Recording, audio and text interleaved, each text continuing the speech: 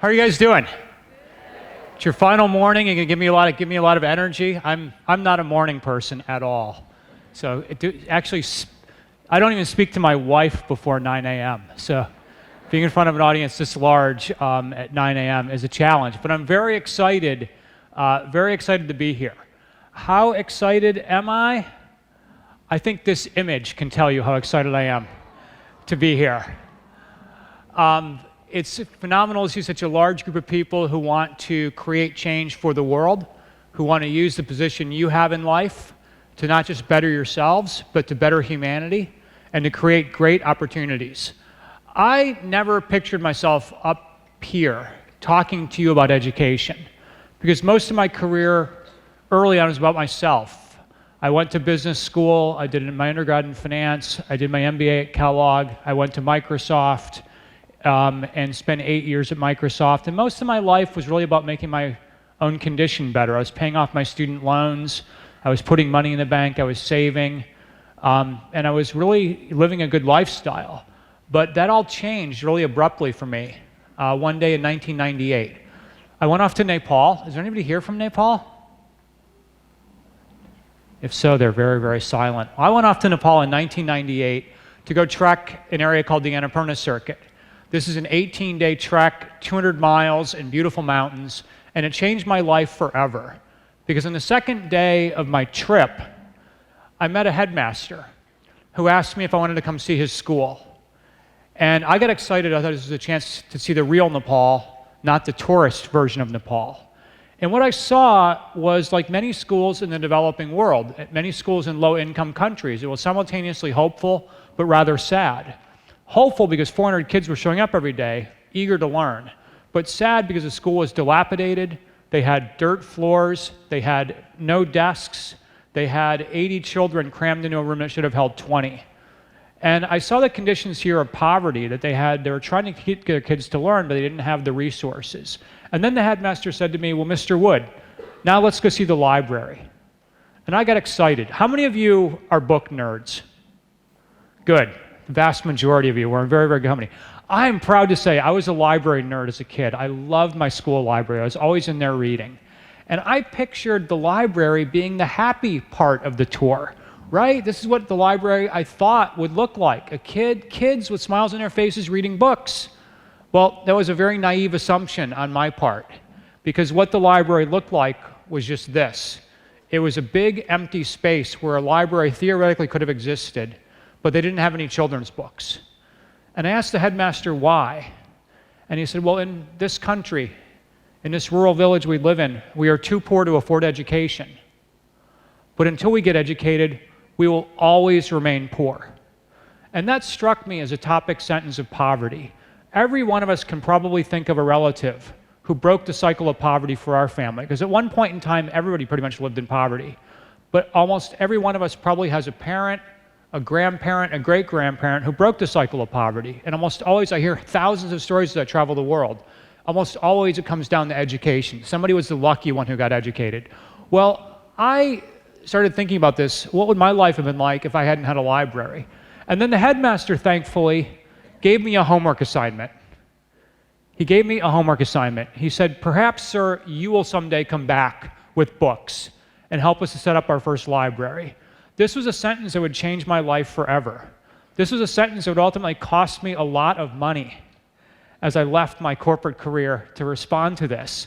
But he said, perhaps you'll someday come back with books. And I got excited because as a kid who loved to read, I thought, what a blessing to be able to give the same opportunity as 400 kids in a little village of Bahundan in Nepal. And I got excited about thinking about all the books I could bring. And I didn't want to think small. Like many of you, I did not want to think small. I wanted to think big. I wanted to think not in terms of just a small library. I thought a big library. And what does big look like? In Nepal, big looks like this. I wanted to have a yak loads of books. I wanted to have a fleet of yaks, a flotilla of yaks, a full frontal yak attack full of thousands of books going to this village. And a year later, with 3,000 books in hand, I went back to that little village, and it was the happiest day I had had in a long, long, long time. we tried to get the kids to all queue up. The idea was the kids would form this nice, neat line, and then every single child would accept 5 or 10 books, and they'd walk those books in the library. And our little queuing idea didn't really work that well. It was like the minute the books came out, it was like a mosh pit. It's like the kids were like stage diving onto the books. They were so excited. These kids had never seen brightly colored children's books before. And when you see a kid who's never had a book before, and you watch them as their eyes get wide, their eyes grow as big as pizzas, and they're looking at pictures of sharks and starfish, and a little girl's asking, "Mister, mister, what does the ocean taste like?" And you realize you're bringing something to these kids they would have never had. It's not just books, it's the dignity. It's the opportunity to tell them from a young age, I believe in you, I want to help you, we want to help you to be the first in your family, the first generation to gain literacy. And for me, this was a really special day also because it gave me a challenge. The challenge was, am I going to stop at one? Am I going to set up one little library in Bahundan, Nepal, and pat myself in the back and say, look at me, I've done good for the world? Or am I going to go bigger than that? And I had a decision to make. And I went back to Beijing, where I was Director of Business Development for Microsoft China, covering the 3 Chinas. And after this trip, I walked into my boss's office. I worked up the courage. One day I walked in, 9 a.m., when I'm not used to speaking, my cup of tea in hand. My boss said, hey, what's up? And I said, I'm going to tell you something you don't want to hear. So here's the deal. I'm going to say it. I'm going to leave. I'll come back tomorrow. We'll discuss it. He looked at me quizzically, and I said, I quit. And he said, what? You can't quit? And I said, dude, you know the rules. We talk tomorrow. And I left. And I went to my favorite little tea house in Beijing, and I pulled out my journal. And forgive me if I swear, but in my journal I wrote, holy shit, I did it. I'm out. I am out. I have my freedom to go pursue my dream, and my dream is to replicate this scene hundreds, if not thousands of times. If you've read my book, Leaving Microsoft to Change the World, I talk about how difficult that was to leave a corporate career, to leave a white-collar profession, to devote myself to being a full-time do-gooder. Because the reaction from a lot of my coworkers was really, what are you doing? Why would you do this? You're making all this money, you've got a car and a driver and subsidized housing, and you work for a well-known company. Why would you give that all up? And I honestly thought people would be a bit more supportive. But the reality is that when the adult world that you're all entering or have entered or in the process of entering, so much of the way people look at you is based upon status. If you go to a dinner party, what's the first thing people ask an adult at a dinner party? Someone of your parents' generation. First thing people ask, what do you do? What's your career? And I was going from having a fancy title, Director of Business Development, Microsoft Greater China. People at the party would say, what do you do? And I'd say, I deliver books on the back of yaks to rural Himalayan villages. And at that point, you're kind of left standing alone at the chip dip. Like, you get the chip dip all to yourself. Nobody else wants to talk to you. But I thought it would be totally crazy to not pursue this, because what the world lacks is passion. There's so many millions of people out there who are not the least bit passionate about what they do. And I was passionate about this idea that investing in education in the developing world is the best possible investment we can make. Keep in mind that little library we set up in Nepal costs less than $4,000 once you put in all the total of what we had to do with paint and bookshelves and getting the books there. It's about $10 a child, $10 US a child, 9 euros, 7.5 pounds per child to give a kid a chance to gain access to education. And I'm a huge advocate of the idea that if you want to change the world, start with the little people. Start with the 5-year-olds and 6-year-olds. Get them in school, get them literate, make sure you have equal access for the girl child, because girls and women, as you all know, are often left behind. And then great things happen. And there's incredibly large, comprehensive data sets that prove this. This right here shows what happens when kids get educated.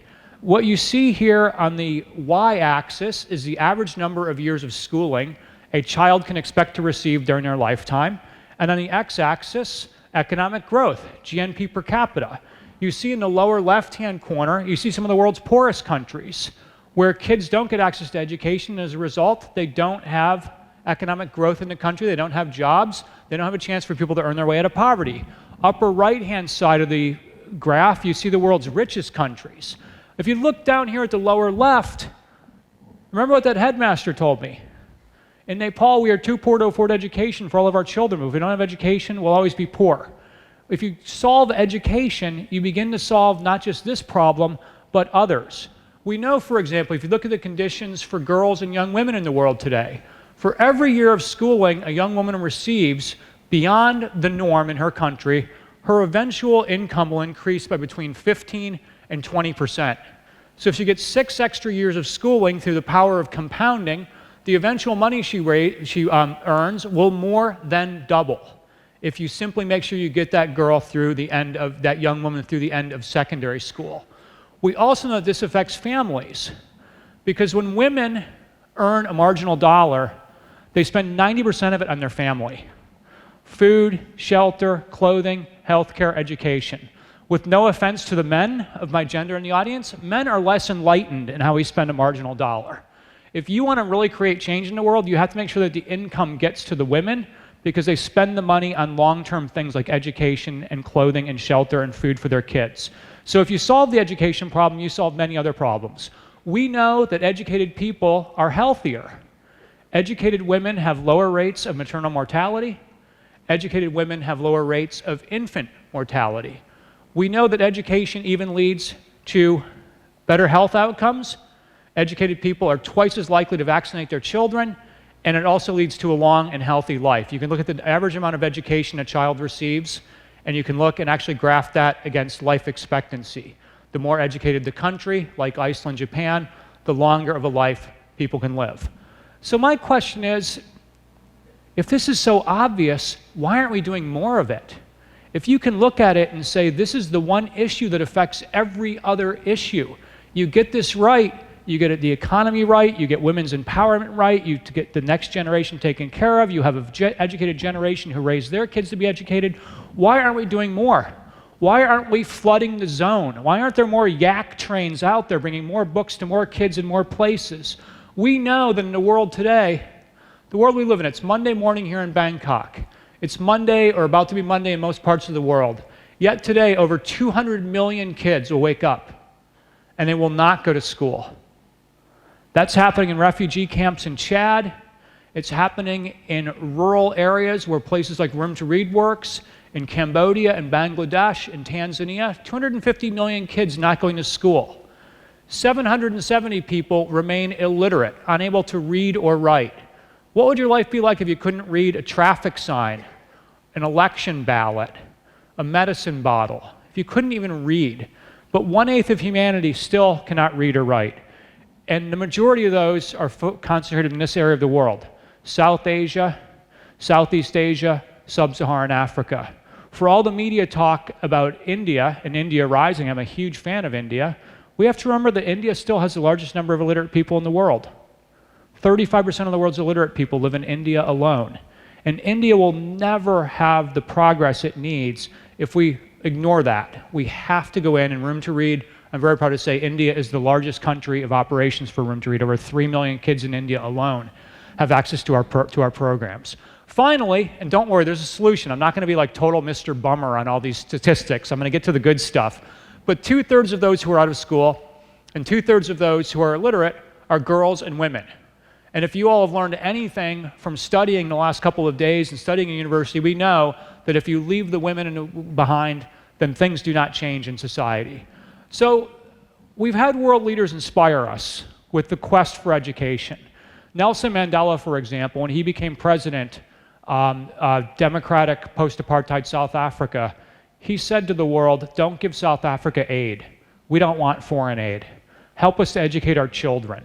And if you do that, then we will become self-sufficient. Ban Ki-moon said it well. You can go anywhere in the world, including refugee camps. So when you ask parents, what is it you want for your kids? The number one answer is almost always education. I've had conversations with Bill Clinton, former US president, where he says the same thing. He can be in the middle of Tanzania, says to parents, what do you want? Sir, we want a school for our kids. The good news is, this is all possible. The good news is, this is not rocket science. This does not require $1 billion research and development budget. This does not require us to go invent some fancy new gizmo that's going to look good on the cover of Wired magazine. This is all possible. We have figured this out as a society that you can reach every single child with access to education. We started only in 2000, Room to Read. And keep in mind, we are a cash-strapped, unknown little NGO. I didn't make $1 billion at Microsoft. This is not a foundation that gives money away. This is a cash-strapped, fleet of feet, hungry NGO that is fast-moving, that has done our best to prove that we can bring education not to thousands of kids or tens of thousands, but literally to millions and millions and millions of kids. When I started Room to Read with my co-founding team, we set what the business author Jim Collins, I mean, he's read Jim Collins' Good to Great, it's a classic of business. We set a BHAG. Does anybody know what a BHAG is? Yes, yell it out. Stand up and say it louder. Thank you very much. Give that man a round of applause. A big, hairy, audacious goal. This was our moonshot. We said we want to reach at least 10 million students by 2020. At Microsoft, I learned one thing from our founder, Bill Gates. The idea is go big or go home. If you're going to do something, do it big. Think big, challenge the world to get behind you in a big way. So we set a big goal. From helping a couple hundred kids in our first year, could we reach 10 million students by the year 2020? We began doing this in places like Laos, which is right next to here in Bangkok, Nepal, Cambodia, post-Khmer Rouge, Vietnam. We began working to help these villages. And the idea behind it was we would have a self-help model. Our idea was not that we would send hundreds of foreigners in from overseas and then tell the local people, step aside, we're going to build you a library, we're going to build you a school. We believe, and my co-founder Dinesh, who's Nepalese, said, if we're going to do this, we have to have local buy-in. We have to have the local people feel that this is something that we're doing with them, not for them. So this was born the idea of what we called the Challenge Grant. And the Challenge Grant was very simple. It was to say, we're not going to be a bunch of wealthy people from the first world who come in and treat you as passive aid recipients. We're not coming in to drop off grain or drop off clothing or give you free gifts. What we're going to do is help you to help yourselves. And the idea was that between the Ministry of Education and the local community and Room to Read, we would have a three-part agreement.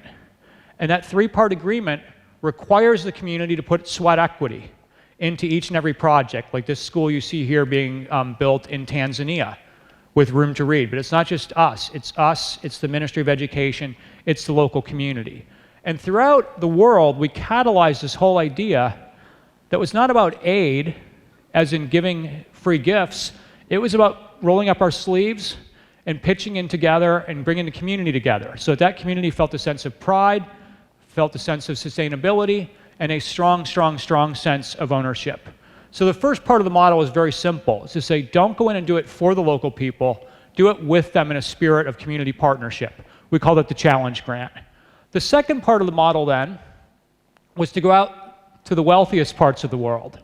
And I spent a lot of time traveling, going to cities ranging from London to Zurich to New York to Sydney to Tokyo to Singapore to Hong Kong, where I live, and asking for money.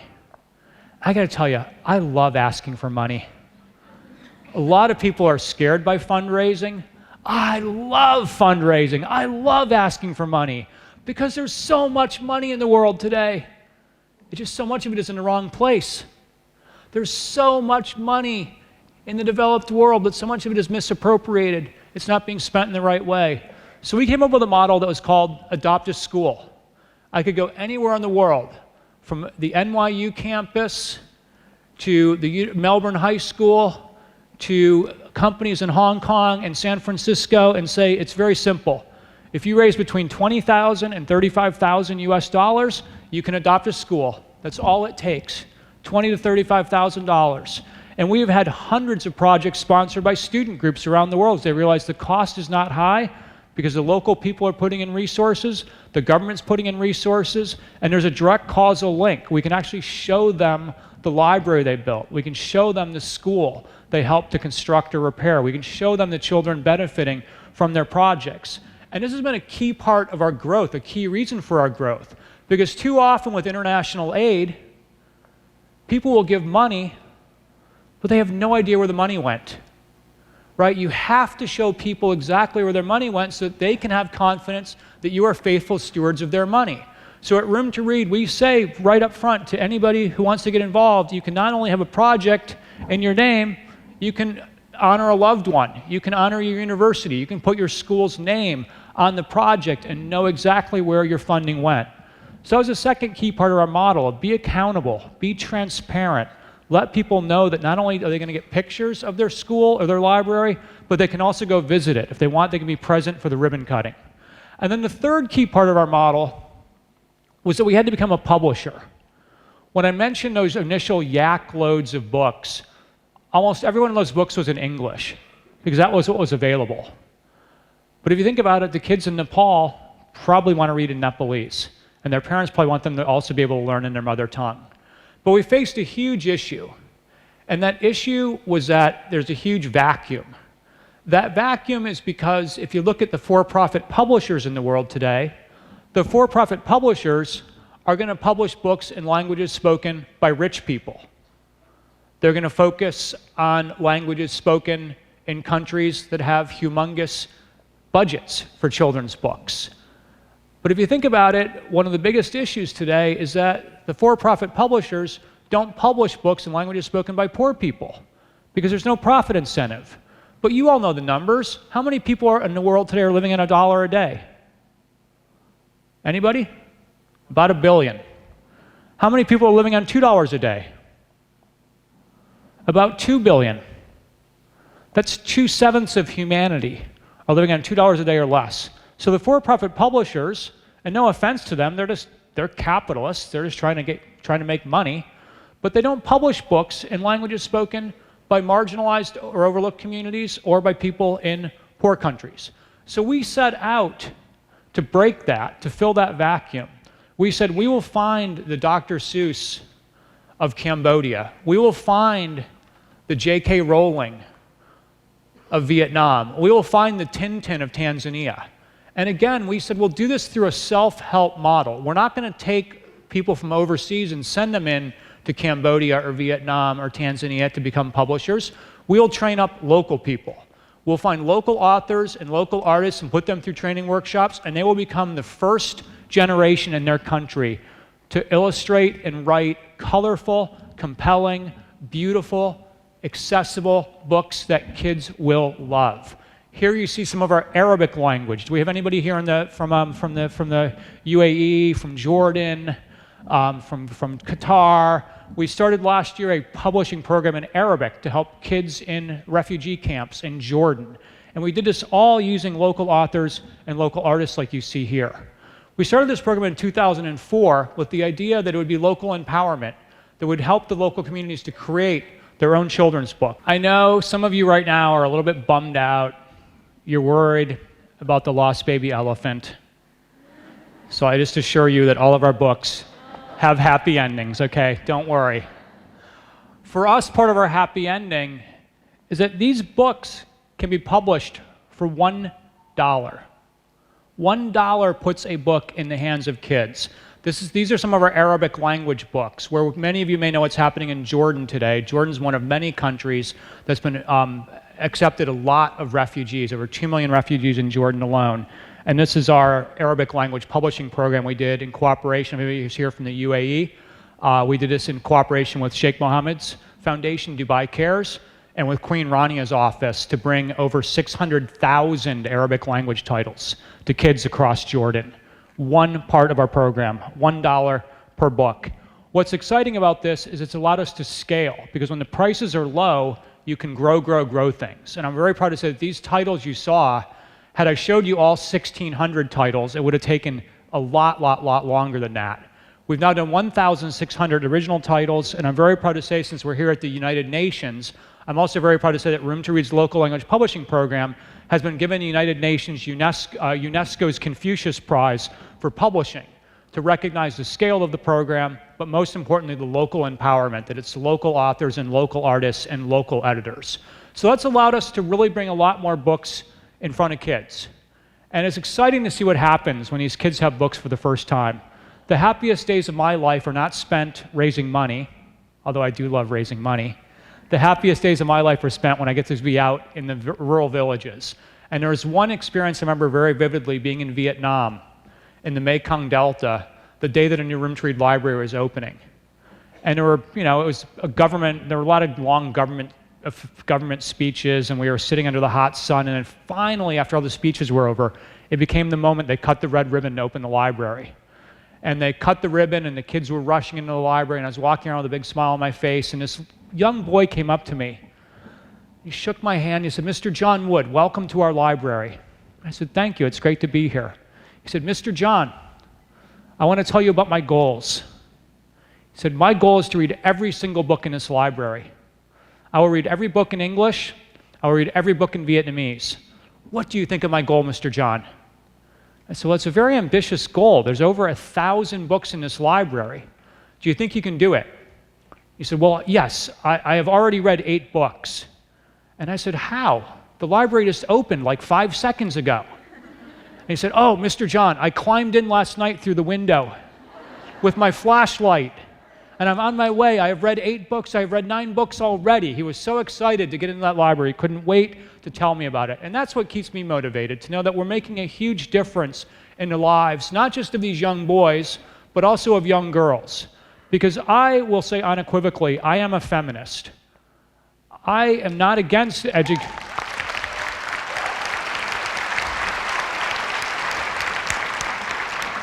To be clear, I'm not against education for boys, because as a former boy myself, I would never want to be against that. But we have to remember that the society will never be optimized until opportunities are equalized. For every opportunity for a boy or a young man, there has to be opportunities for girls and young women. We started in 2001 a scholarship program in Nepal to bring young girls in and to say to them, "We'll give you everything you need to get through secondary school," or have finished this program, who go to school each and every day with our support. That, to me, makes me an optimist. Now, sometimes people ask me, well, gosh, why put money in the developing world? We have problems in Zurich, we have problems here in New York City, and I don't disagree. I don't think it's either or. It should be both. But here's one case for education in the developing world, that we can put a young woman into the program and give her everything she needs, not just academic support and bicycle and school supplies. We have tutors on staff. We have life skills classes. We have counsel these young women to find their way to university. And the all-in cost is $300 US per girl per year. You can change a girl's trajectory forever at $300 per year. To get her from grade 7 through grade 12, that's $1,800. And I got to tell you, I wish I'm an American citizen living in Hong Kong. I wish my government would spend less money on bombs and aircraft carriers and more money on education for girls in the developing world. Because that's what's going to change things.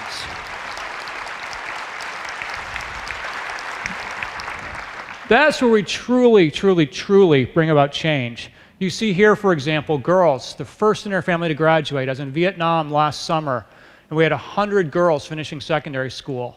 And when I asked them, how many of you are the first in your family to finish secondary school, over 90% of the girls said they were the first in their family. And that's where change really starts. And it doesn't stop there. These young women are hungry. First in their family to finish secondary, they're not stopping there. They're going to university, tertiary, full-time employment. So it is possible to change the world. And it's possible to change it at scale, and it's possible to change it at a very, very low cost per student served. $1 a book, $25,000 to open a library, $300 to put a girl in school for a year. And I'm not fundraising here. This is not a fundraising. I'm arming you with these facts. So when someone says to you, oh, it's hopeless, it's too difficult, it's too expensive, it is none of those things. It's possible, it's doable. We have to do as much as we can. I'm very proud of, for example, that the first school that we built, I did that in honor of my parents, to thank my parents for my education. And one of the happiest days I lost my dad last year. And one of the happiest photos I have is my mother and my father and I at the little school in Nepal that I had funded with the community support to honor them, to thank them for my education. That one little project's growing now. Over 2,500 school construction projects have been sponsored by Room to Read with co-investment from the local community. But the thing I'm most proud of is that one little library in Bahundan, Nepal, has now been replicated an additional 19,999 times. We've now opened 20,000 libraries across 15 countries around the world.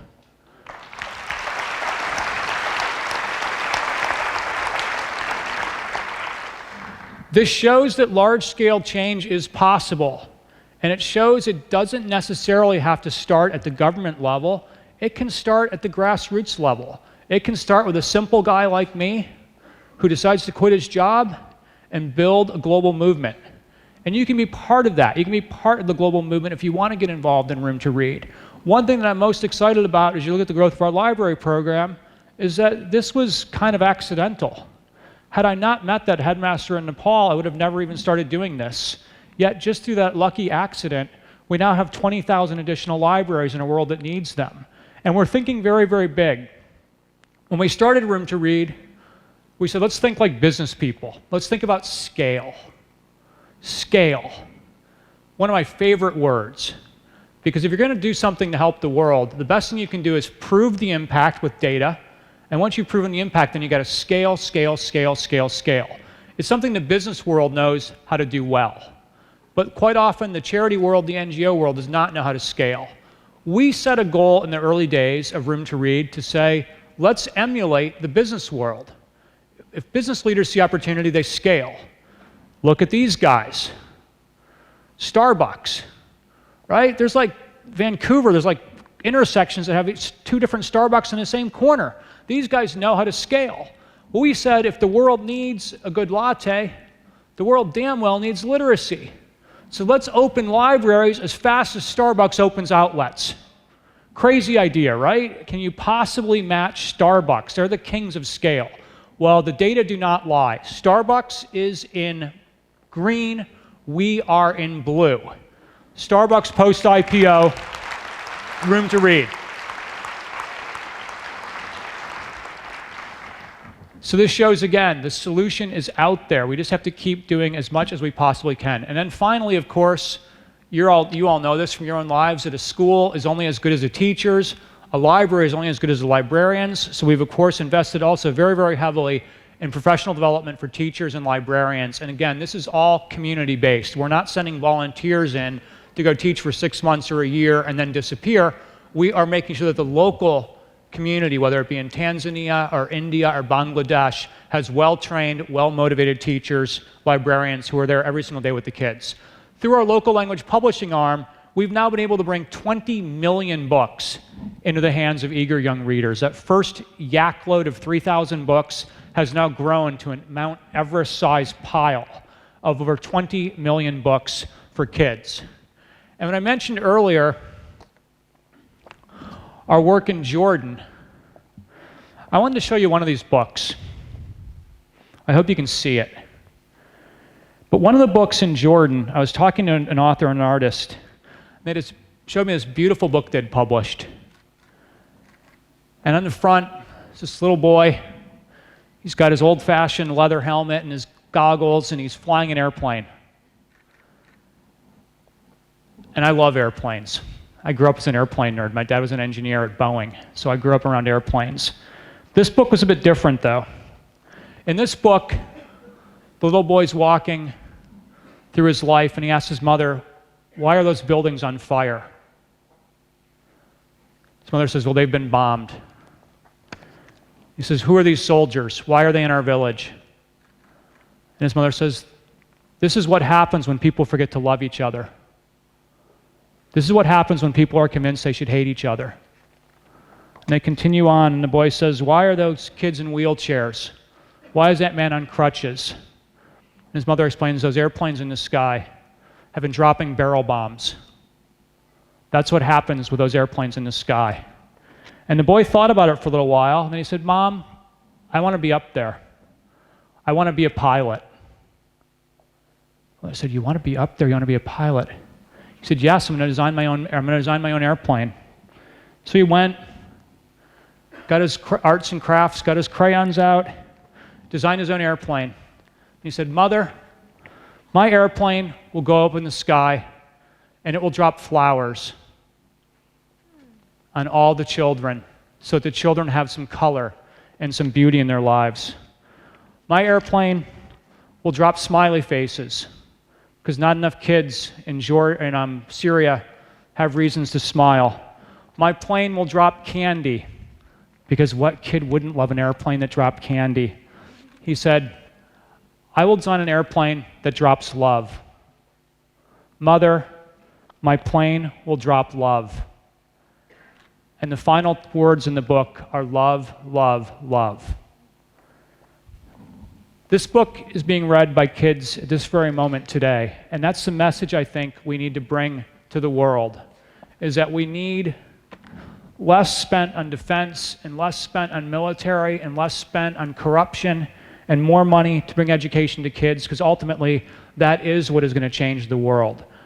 I'm very proud of the fact, thank you.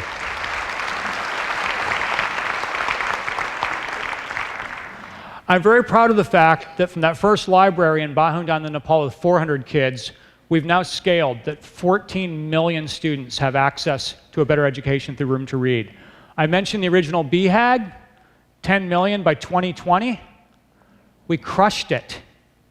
We totally crushed it. We're already 4 million students above that number, and this number should be about 16 million to 17 million students by the end of our 20-year anniversary year at the end of 2020, proving that massive social change is possible when we think creatively, when we work with communities, when we respect the communities enough to ask them to co-invest, and when we think long-term. I want to close by telling you one of those stories. One of those 14 million students was this young man in Rajasthan, in the deserts of northwest India.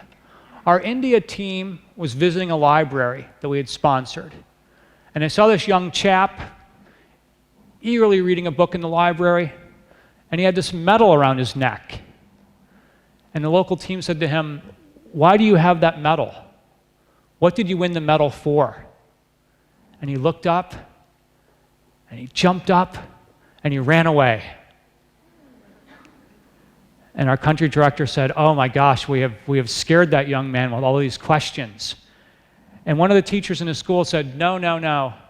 He ran away because he wants to show you why he has the medal." He'd won the medal for being in a school play. In the school library, the kids had learned about Gandhi and the Great Salt March, which is one of the epochal moments in India's fight for liberation and independence. And this little boy ran home to get his uniform, to get his costume, because he wanted to show them the costume. And at this point, all progress in the school ground to a halt, because it was now time for the kids to reenact their reenactment of the Great Salt March. And here's little Gandhi Ji. He is back. He's got his tunic on. He's got his walking stick. It looks like he borrowed his Gandhi glasses from Ian Thorpe or Michael Phelps. They look more like swim goggles. But kids, of course, are masters of improvisation. And here is young Gandhi Ji replicating and reenacting his reenactment of the Great Salt March. I think this shows that kids everywhere have incredible imaginations, that kids everywhere will respond if we reach them at a young age with great teachers and fully stocked libraries and bright and colorful children's books and everything they need to set themselves on the path to having a better education. We know it can be done. We know it should be done. We know that every day we lose is a day we don't get back. Every day we lose is a day we'll never get back. And I want every little Gandhi Ji out there to have access to those books and that library and that school. The personal question I'm often asked is, do you miss corporate life? You were making the big bucks, you had a car and driver and all kinds of perks. Do you ever miss working at Microsoft? And I think this photo is a really great answer to that question. This photograph was not taken on a day that I was launching a new Microsoft product. This was taken the day we opened a new school and a new library in rural Laos. Actually, we'll be in Laos tomorrow, so this is a very happy moment for me to remember being there and seeing the smiles on the faces of the kids. We want to continue to dial up our work because we know that every kid everywhere, whether it be in post-Civil War Sri Lanka, post-apartheid South Africa, whether it be a Syrian or Somali or Yemeni refugee in Jordan or Lebanon, these kids all deserve a chance to get educated. This young chap here is so convinced of the importance of reading that he's inculcating that habit in his stuffed animals. You'll see his stuffed animals also have books in front of them. So this young reader is modeling very good behavior to his stuffed animals, a very hopeful sign. Throughout the world today, there's so much work to do, and there's so much work that can be done. And I hope we continue to think big about this, because if we can reach these kids with goodness and an education, they will be just like every one of us in this audience. If you haven't read much Nick Kristof, two-time Pulitzer Prize-winning journalist at the New York Times, Nick Kristof has often said, talent is universal. Opportunity is not. We live in a world that is divided between those who have won the lottery of life and those who have lost the lottery of life. If you've won the lottery of life, it means you live in a country that can afford education and you have educated parents. But so many kids are born in places where they don't have access to education. Their parents don't have an education themselves that they can pass down. And my hope for the world is that by the end of my lifetime, and I'm hoping to, God willing, inshallah, work for at least 30 more years, 40 more years. I've often said that the day I die, I hope it'll be at a school that's just been opened with my wife by my side so I can do it happily. A friend of mine who has studied both Buddhism and Judaism, I once asked him what was the secret to life. And Jeff said, well, if you read the Talmud, if you read Buddhist scripts, he said, I think it comes down to one thing. You got to figure out, what do you want to say on your last day on earth? And then you got to work backwards from there. And if what you want to say on your last day on earth is in alignment with your life today, then that's great. Keep on keeping on. But if it's not, you got to start to orient it, because one day you're going to hit the last day on earth. And what I want to be able to say on my last day on earth is very simple. I want to say we've ended the lottery of life. We've told children there is no more wrong place, wrong time equals no education. That you were born in the right place at the right time because we were there for you. Students, universities, room to reads, the United Nations, governments, we all pulled together and we were all there for you, and we forever ended the lottery of life. In this lifetime, we want to eradicate illiteracy and we want to eradicate gender inequality. If we could do those two things, that would be one hell of a legacy to leave on this earth. And I got to tell you, we're going to fight to say no child should be illiterate, no girl should be left behind because of her gender. Every kid should be educated, and that is the way we will change the world forever. Thank you very, very, very much. Thank you. Hi, thank you for sharing your really brilliant story. So my name is Hao Yu, and I'm from the UK. When I first started reading children's books, I was reading more fairy tales, I was watching lots of Disney, and when I started illustrating and writing my own children's books, they were very fantastical stories. I was writing in English, and the people I was drawing were blonde, white girls. And throughout my childhood, I would devalue Cantonese with a privileging towards English, and particularly towards English of a certain kind of degree. That's why I ended up speaking like this, even though it's not reflective of my background. And I ended up studying English literature. So my question to you is about the content of your books and how, when these books are being issued, there's certain politics. We see a lot of protagonists who are very beautiful, who are very thin, who value certain things, and I just wanted to ask you about the messaging in your books and what you kind of do. Great question. So a couple of really key things for these books we publish. Number one is all decisions are local. It's not a bunch of well-meaning people coming in from the United States or the UK and then telling the Cambodians, here's how you should write your books. It's when we do the writers and authors workshops, it's 100% local. So the cultural relevance is there, because the Vietnamese books are being authored and edited and illustrated by Vietnamese people. Secondly, there's no political content. right? Our book that teaches kids about subtraction is called The Dog and the Coconuts. It's about a dog who sells coconuts on the side of the road, and this is the way that the kids learn math, for example. Third is we have what we call a gender lens in our publishing. What is a gender lens? A gender lens is where you look at content and make sure it doesn't reinforce negative stereotypes. So for example, one of our books in Cambodia, there was a scene in which the boys were outside after dinner playing football, and the girls were inside cleaning the house. Gender lens violation. There was a book we were writing, I can't remember the country, but it was a book about careers, and it showed a young woman driving a truck. And one of the government officials said, girls don't want to be truck drivers. Gender lens violation. How do you know girls don't want to be? Who are you as a male to tell the girls what they should or should not be? So there's a lot of thought that goes into it. Also, final point I should make is that Room to Read's employees in country are not expats. Our team in Cambodia is 100% Cambodian. Our team in South Africa is 100% South African. So it's local people making local decisions. Room to Read is the flag we fly.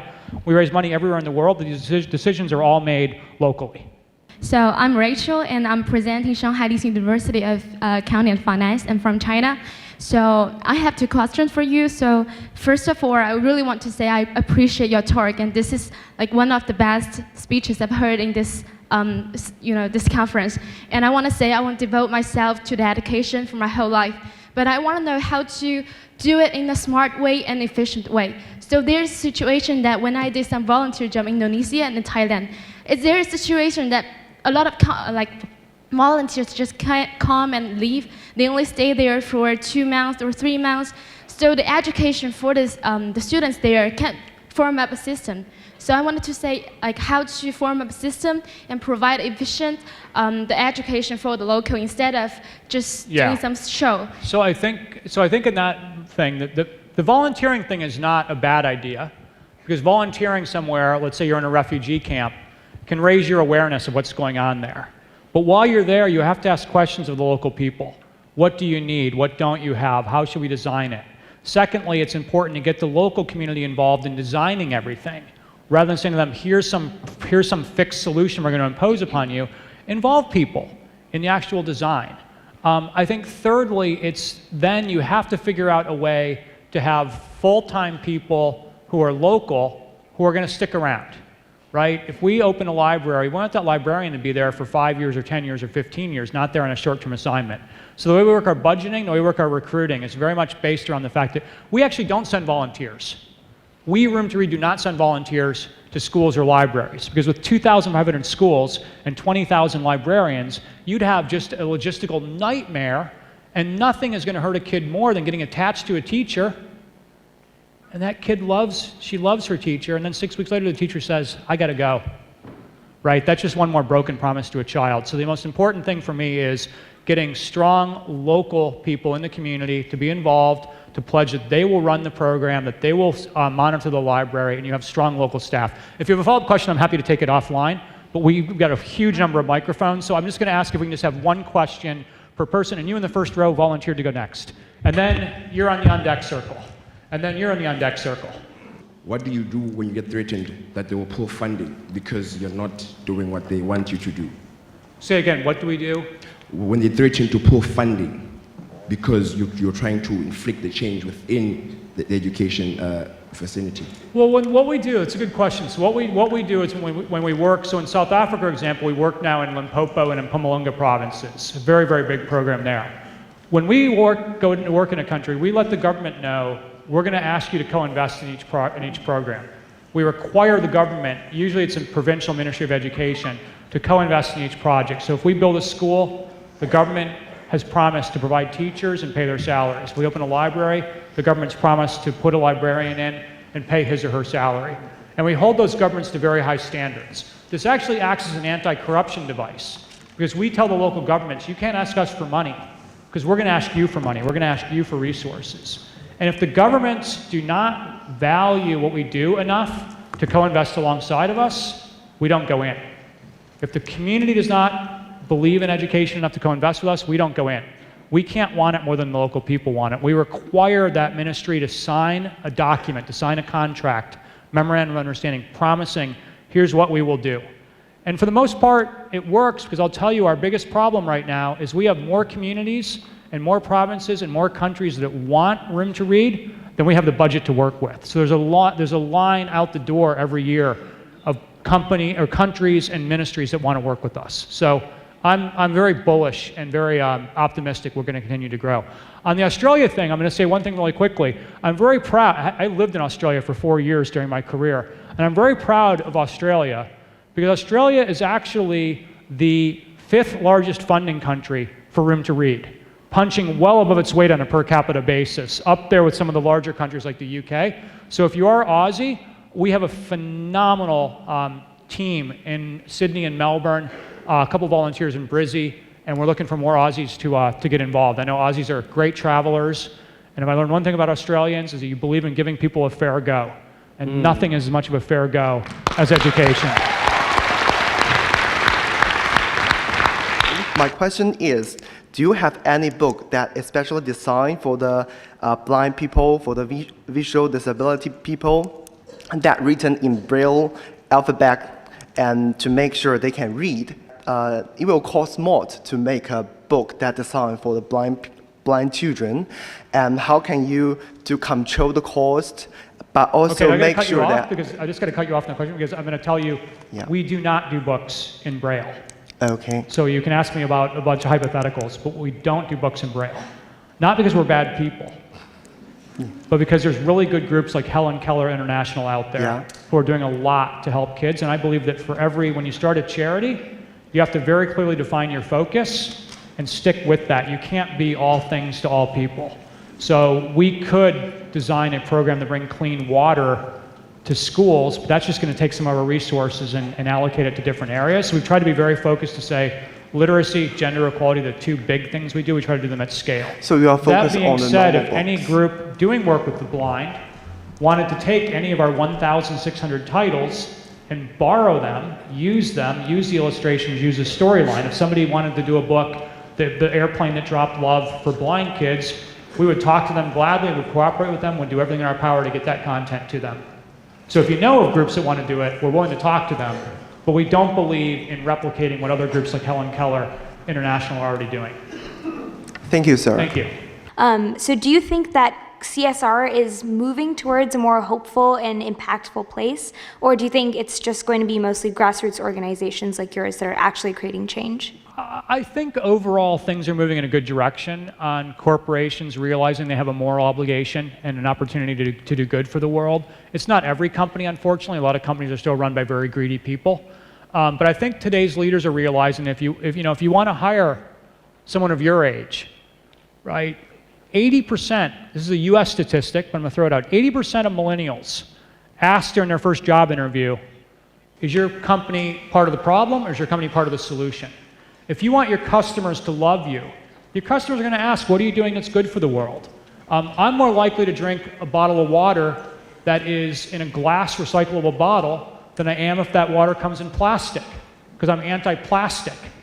Plastic is killing our oceans. So why do companies? I think companies are realizing if you want to bond with your customers, if you want to motivate your employees, if you want to attract millennials, if you want to keep your best people motivated, what do?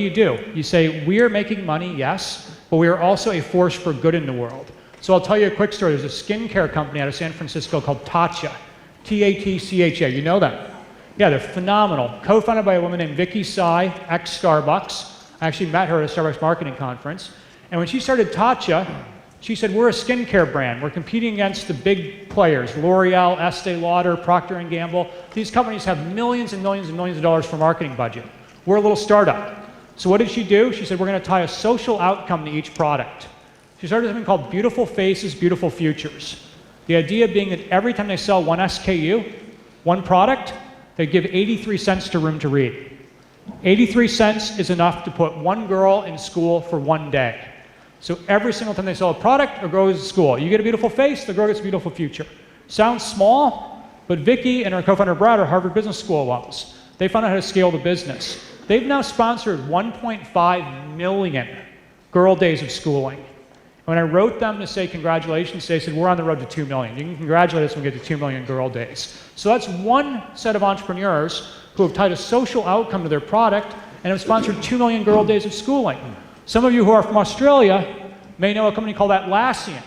Atlassian is the most successful tech startup in the history of Australia. They started a program to say you can download 10 of our products, not as a free trial, but you got to pay $10 to download 10 products, but all $10 goes to Room to Read. Social outcome tied to a download of our product. They've now, life to date, Atlassian's given us $7 million. Now keep in mind, Scott and Mike, the co-founders of the company, are also billionaires. They are both worth more than $1 billion. The company's market cap is over $8 billion. This is a case of purpose and profitability coexisting. A moment of cause and capitalism being united, and I'm speaking much more now to corporate audiences to say, don't just have a CSR department, bake this into your DNA and say every transaction has a social outcome. Maybe it's a green electric vehicle to the airport from your hotel rather than a diesel belching vehicle, but you've got to, as a company, I think these days, understand that you have a social responsibility, and companies are making enough money, the billionaires are rich enough, they need to get off their butts and do more to help make the world a better place, in my opinion, and hopefully uniting cause with capitalism will be part of that. It is evident from from your speech that Room to Read is a relatively large organization that tries to give books to people. Also, one of the core pillars of that is feminism and how you try and empower women. However, if we are realistic of the world, not everyone is a feminist. The question then becomes, have you ever had to compromise one of your core values in distributing books to people? Never compromise, never pay bribes. Corruption's a huge issue in a lot of places in the world we work in. And I learned a lot about corruption from a guide I was once with in Tanzania. We were going out to the Ngorongoro crater. I just come off climbing Kilimanjaro. This story will have a point, I promise. And my friend Dave Weld and I are in the back seat, and our driver's up front, and our guide, Baba Masawa, is in the passenger seat. And we're about 50 miles outside of Dar es Salaam, and we see a police checkpoint. And the driver rolls down the window, and the police officer says, hello, where are you going? We tell him where we're going. He says, well, you need to pay me to get past here. Baba Masawa said, why do I need to pay you? The police officer said, you need to pay me. You pay me money. Baba Masawa said, sir, we are taking these tourists to the crater to see wildlife. We do not have any money in our budget for corruption. And the police officer said, well, maybe you give me Coca-Cola. And he said, we have Coca-Cola, but it is for our guests. And the police officer said, when you come back to Dar es Salaam, I will be here. Then you pay me money. Baba Masawa said, 2 days from now when we come back here, we will still not have money in our budget for corruption. Rolled up the window and drove away. I subscribe to the Baba Masawa school of corruption. You tell officials, you want us to come in so we can pay you bribes, forget about it. We're not coming in, we're not compromising on that. On the women's issue, on the rights of every woman and every girl who go to school, there is zero compromise. So how do you advise us as young African leaders how to manage such situations? Thank you. Yeah, well, I think what we've always done, first of all, is we've always said our finances will be very transparent. So if you go to roomtoread.org, you'll see 8 years of financial statements, you'll see our auditor's report, you'll see our tax filings. So you got to be really transparent so people know where the money goes. Number two is it's really important as an NGO to show that you have low overhead expenses, right? That if someone gives you money, you're not using that money to fly first class on Emirates Airlines to Geneva, to go to a conference and stay at a nice fancy hotel. You got to show your investors that their money's being well spent. So at Room to Read, we have a no Land Rover policy. A lot of aid agencies have these big fleets of Land Rovers. We said, no, we can get around on scooters. We don't need to spend money on things that are showy. We need to spend money on kids. And so in terms of the finances, we also have an audit committee that's made up of business leaders, CPAs, accountants. The head of our audit committee is a former CFO of Microsoft.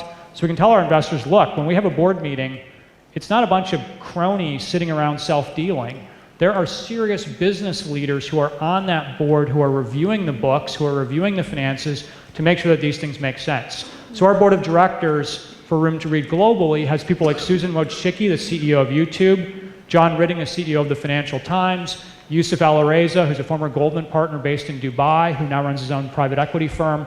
We want to make sure we have business leaders on our board reviewing those statements, reviewing the financials, so that we can hand on heart say, we're spending the money as it should be spent. I'm Xu Houlin from Dalian University of Technology, China. I'm very inspired by your speech, and I think not everyone can be successful as you. And my question is, as is known to all, some places in the world are in a suffer the shortage of books. However, when you give them books, they have to face the shortage of teachers. And I think a good teacher is more efficient to pass the knowledge to the next generation. And have you ever think about how to solve the problem? What do you think about it? And have you ever think about some online courses? Thank you very much. Yeah, so it's really important, I think, when we do the work we do, to always be planning 3 years ahead of ourselves. And the teachers and the librarians and the staffing is super critical and it's super important. Because you can open a library, but if there's not an adult in the library who's encouraging the kids to come in, helping them to find the right books at their level, encouraging them to check the books out, to take the books home, then it's not going to do nearly as good. It's not going to be optimized. So we look at the people resources, for example, our girls' education program. For every 100 girls we have enrolled in our long-term girls' education program, we have one female staff member who looks after those girls, knows them by name, knows their family situation, is going to be able to help them if they are forced or being pressured with their parents to drop out of school. With the libraries, we make sure that we have adequate staffing. That's in partnership with the governments, because we require the governments to pay those salaries. So it's always thinking ahead. I should also mention that we have now 1,600 employees around the world, but over 90% of them are local national. They're Tanzanians in Tanzania, South Africans in South Africa, Cambodians in Cambodia. I'm also proud to say that of those 1,600 employees, 54% of our employees worldwide are women. 56% of our managers are women. Our CEO is a woman, and 5 of her 7 direct reports are women. A lot of companies in the world have these women's empowerment movements. We simply have women in power at Room to Read, and I'm very proud to work alongside a lot of incredibly strong women who are part of this movement. Thank you. As young people just starting out who don't have the resources or the networks or, like you said, the right people on board to support us, what can we do to fight misguided political agenda against education? Because we're still just starting up. We don't, we can't be transparent when we don't even have the funds to begin, when half of them go and paying bribes to people just to allow us to be part of the community, to help them. Yeah, that's a good question. So, I mean, one of the big questions is, I think a lot of young people ask is, do I start something new and get something new off the ground, or do I go join an existing organization? And I think if you're just getting started, it makes a lot of sense to go work for a group like Helen Keller International, go work for a group like Fred Hollows, go work for a group like Room to Read, because you can learn a lot of skills, and the most important thing is that vehicle is already in motion. And by jumping on that vehicle, you can help it to go faster. If you're trying to design something from scratch, it takes a long time to get it off the ground, and as you experienced, it may not work. You may be 2 years in and say, gosh, we didn't get anything done. I guarantee you, if you go work for Kiva or Helen Keller or what's the group in India I'm thinking of, Pratham, I guarantee you're going to be part of a group that's making good progress, and you can therefore, I think, use your career for good. I think also if you go into business, you can move your company in a good direction. To be in a company to say, look, I'm motivated to work here, but I'd be more motivated if I know that our company is part of the solution, not part of the problem. I don't always advocate, though, I will tell you, I don't always advocate that the best thing to do is to go start a new NGO. The world actually has enough NGOs. The world does not have enough NGOs that have scaled with impact. I'll give you an example. Does anybody know what country has the highest number of NGOs per capita in the world? Highest number of NGOs per capita? No. No, America needs it these days, but no. Haiti. Haiti has the highest number of NGOs per capita in the world. It also is the poorest country in the Western Hemisphere. Why? It's not that Haiti has too few NGOs. It's that Haiti has too few NGOs that have scaled with impact. So if you want to devote your career to doing good for the world, think about that and find the vehicle that's already in 4th gear, or by jumping on board, you can get it in the 5th gear and get it in the 6th gear. That's, I think, the true way to make sure you can accelerate change while still being young and early in your career. And I've got one last thing, and I'm going to be really unpopular with somebody, because most of you, I'm not going to call any of the hands are up. I'm going to take in the reddish, pinkish top. Do you partner with any organizations to assist with that, or do you have any kind of way of keeping kids in school? It's a great question. It's actually built into our life skills program. So in addition to giving the girls in our education program, in addition to going to class all day with our support, we also have after-school classes called life skills on weekends and after school. And it's a private place for the girls to go with their aunties, their social mobilizers at Room to Read, and they learn many things. They learn, for example, their rights over their body. They learn the difference between appropriate touching and inappropriate touching. They learn that having your period does not mean you don't go to school. We make sure the schools have boys' toilets and girls' toilets and clean running water, and if they need some financial aid for supplies, we can provide that for them. In addition to that, we're teaching them career options. We're teaching them their path to university. How can you start at age 15 and start thinking about possible university? We teach them financial literacy. We have a partnership with Credit Suisse and a second partnership with MetLife, where we're teaching the girls financial literacy.